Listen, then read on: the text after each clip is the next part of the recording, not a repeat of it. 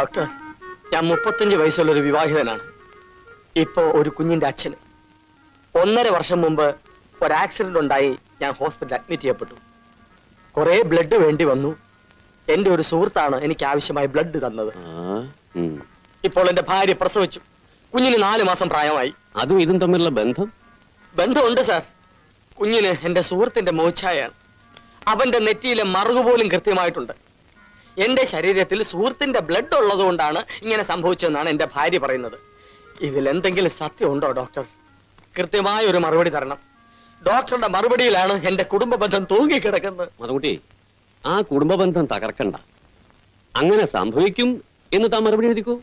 വേണമെങ്കിൽ ഓ ഗ്രൂപ്പും എ ഗ്രൂപ്പും ഐ ഗ്രൂപ്പും ഒക്കെ മറിച്ചും തിരിച്ചു എഴുതിക്കോ. ഒരു കൺഫ്യൂഷൻ ഉണ്ടാക്കിക്കോ. ഓക്കെ, ഇനി ഞാനേറ്റ്.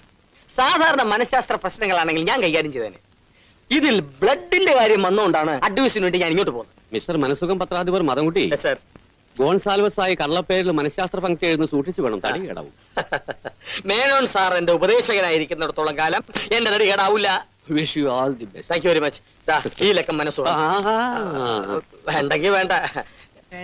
ഇതേപോലെ തന്നെയായിരുന്നു കാലടി ശങ്കരാ കോളേജ് പഠിക്കുമ്പോഴേ ആർട്സ് ക്ലബിന്റെ ഫെസ്റ്റിവലിന് കലാഭവന്റെ പരിപാടി.